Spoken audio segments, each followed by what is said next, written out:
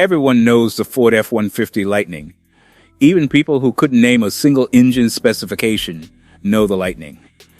It showed up in 1993, lowered to the ground, body color, everything, hot-rodded Windsor V8 under the hood, and completely rewired what people thought a pickup truck could be. It wasn't supposed to haul lumber. It was supposed to embarrass sports cars at stoplights. And it did. Ford's special vehicle team built around 11,500 of them across 3 model years, and enthusiasts have been going crazy over them ever since. The Lightning became the blueprint, the machine people point to when they talk about where the muscle truck era really started. But here's the part of the story that almost nobody talks about. And I mean almost nobody. Because the automotive community has a strange habit of forgetting inconvenient history. Nearly 30 years before the Lightning ever turned a wheel, Dodge already had the answer. And they built it in a truck that most people today couldn't even pick out of a lineup. We're talking about the Dodge D100 with the high-performance package. A pickup truck from 1964 that had no right being as fast as it was, cost almost as much as 2 base trucks combined, required workers to literally pull it off the assembly line mid-production and finish it by hand, and was so under the radar that most people who saw one on the street had no idea what they were looking at. This is the insane true story of the truck that did everything the Lightning became famous for, 30 years before Ford figured it out. The real origin begins not in a Dodge boardroom, but with a radio DJ from San Diego named Dick Boynton. In 1963, Boynton pulled the anemic Slant 6 out of his D100 and shoved in a Ramcharger 410 cubic inch V8, running dual 4-barrel carburetors on a cross-ram intake, good for around 410 horsepower. He took that truck, a pickup truck, to the B Factory Experimental class at the 1963 NA Winter Nationals in Pomona, California, and ran it through the quarter mile at 110 miles per hour in under 13 seconds, with a leaded tailgate bolted on for rear traction. That detail alone tells you everything about what kind of era this was. 4 Dodge dealers sponsored Boynton's operation. And that sponsorship had a way of putting the idea of a big block truck directly on the radar back at Mopar headquarters in Detroit. What executives saw was a D100 going faster than almost anything else on a drag strip, and people absolutely losing their minds over it. The business case, unlikely as it sounds for 1963, was right there in front of them. This was an era when the muscle car wars were just getting started. The 1964 Pontiac Gito, the car most people credit with kicking the whole era into gear, had just arrived. Regular customers weren't walking into dealerships asking for performance trucks. Nobody was. Trucks moved fence posts and hauled lumber. The idea of dropping a racing-derived engine into a half-ton pickup for street use was so far outside conventional thinking that most people in the industry would have laughed you out of the room for suggesting it. Dodge went and did it anyway. For 1964, Dodge introduced 2 packages for the D100. The first was the Custom Sports Special, CSS, which the company promoted with a brochure that literally asked, "This is a truck?" The CSS dressed the D100 up considerably, bucket seats from the Dart GT, a console from the Polara, carpet covering the fuel tank inside the cab, quad racing stripes over the hood and roof, armrests, sun visors, enough interior refinement to make it feel less like a work vehicle. You could get it on any engine, even the base Slant 6. It was Dodge's way of telling the market a truck could actually be a pleasant place to spend time.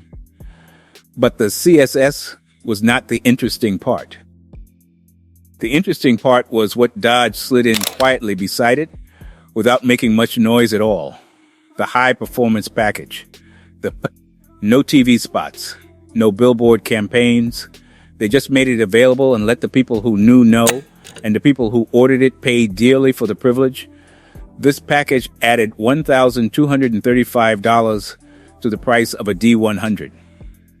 The base truck itself cost roughly $2,000, so you were paying more than half the truck's price again, just for the package. In today's money, that's somewhere around $12,000 on top of an already fully paid vehicle, and Chrysler required buyers to pay the entire amount up front with no manufacturer financing available. The price alone guaranteed this was never going to be a high-volume operation. But what you got for that money was genuinely unlike anything else in any showroom anywhere in 1964. Dodge started the HP trucks with the 413 cubic inch Street Wedge V8, the same engine family Boynton campaigned at Pomona. Early into the 1964 production run, they transitioned to the updated 426 cubic inch Street Wedge, which became the standard mill for the rest of the HPP's life. That 426 was not the full race spec max wedge, the version Mopar ran on the strips with up to 425 horsepower. This was the street version, and Detuned is doing a lot of heavy lifting there, because the street wedge still produced 365 horsepower at 4,800 RPM and 470 foot-pounds of torque at just 3,200 RPM through a 10.3 to 1 compression ratio. In a truck. In 1964, when the biggest engine Ford offered in the F-100 that year was a 352 cubic inch V8, and Chevy's C10 topped out with a 327 that didn't come close to these numbers. Now here's where it gets even more unhinged, because building one of these trucks was not a factory operation in any conventional sense. When an HP order came in, a standard D100 had to be physically pulled off the assembly line mid-production and moved to a separate area where workers finished it by hand. The frame was cut and modified. The crossmember was removed and replaced with custom brackets. The firewall had to be carved to accommodate the exhaust manifolds. Rear traction bars borrowed from the Imperial were welded in over the rear axle to combat wheel hop from that 470 foot-pound torque figure. New suspension components were fitted front and rear. A Sun brand tachometer reading to 6,000 RPM went into the cluster. Dual exhaust, 4-barrel carburation, power steering, and heavy-duty springs throughout completed the picture. Every single pip truck was essentially hand-built, which is why Dodge reportedly planned to produce only around 50 of them across the entire 1964 to 1966 run, and even that number is disputed. The actual production count is genuinely unknown because the records simply aren't there. And here's where you need to sit with this for a second, because if you've been a truck enthusiast for any length of time, you already know this channel exists, because stories exactly like this one keep getting buried. Vehicles that change the entire trajectory of an industry, forgotten because they came too early.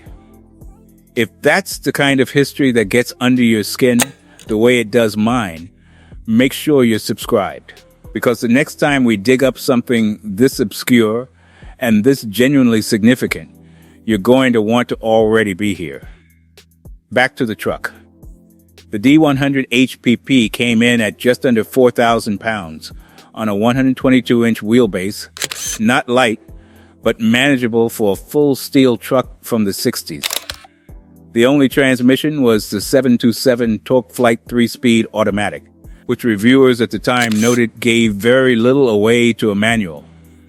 Period accounts describe the 1-2 shift under hard acceleration as genuinely violent when the optional 3.91 rear axle ratio was installed.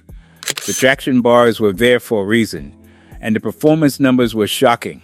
0 to 60 in under 8 seconds, the quarter mile in the mid-15-second range, in a pickup truck. In 1964, that was enough to run alongside the brand new Jito, the car that supposedly ignited the entire muscle car movement. The base 389 cubic inch Jito was running quarter miles in roughly the same territory. The Dodge was doing it in a truck, wearing almost no visual indication of what was under the hood. That sleeper aspect is worth dwelling on, because the HPIP could be ordered without the CSS package entirely. Just a plain D100, looking like any other work truck, sitting at a light next to someone in a muscle car with absolutely no idea what was about to happen. The truck's ordered with both HPP and CSS together. The full performance and presence combination are the most sought-after survivors today. Estimates on how many remain are hazy. Some sources suggest around 20 trucks with both packages are still known to exist. Others put the number closer to 27 or 28. An unofficial registry last updated in 2010 documented what was known at that time. Beyond that, nobody is entirely sure. There are also believed to be around 12 trucks built with just the HPP and no CSS at all, including at least one 1963 truck with the original 413 engine. The plain ones. The invisible ones. The true unicorns. Now compare this to what Ford did with the Lightning in 1993, and the parallels are impossible to ignore. Spitty built a performance F-150 using a modified 8-liter Windsor V8 with GT40 cylinder heads, 240 horsepower, 340 foot-pounds of torque, lowered suspension, 17-inch alloys with Firestone Firehawks, front and rear anti-roll bars, monochromatic paint, a front air dam with fog lights, bucket seats, console, leather wheel, 0 to 60 in around 7.2 seconds. Quarter mile in the mid-15-second range. Sound familiar? Those numbers are within shouting distance of what the D100 AP was producing nearly 3 decades earlier. Ford built over 11,500 Lightnings, and the press went wild. It was declared a revelation. A benchmark. The truck that proved a pickup could be a genuine performance machine. Dodge had already proven exactly that. In 1964, with a production process that required hand-building every truck, a price tag that scared off almost everyone who asked, and a total run so small that most automotive historians can't agree on the exact count, with almost no advertising, with a look so understated that most people who drove past one saw nothing but a plain work truck. The Lightning got the credit because it arrived at the right time, with the right marketing, in numbers large enough that people actually saw them on the road. Timing matters.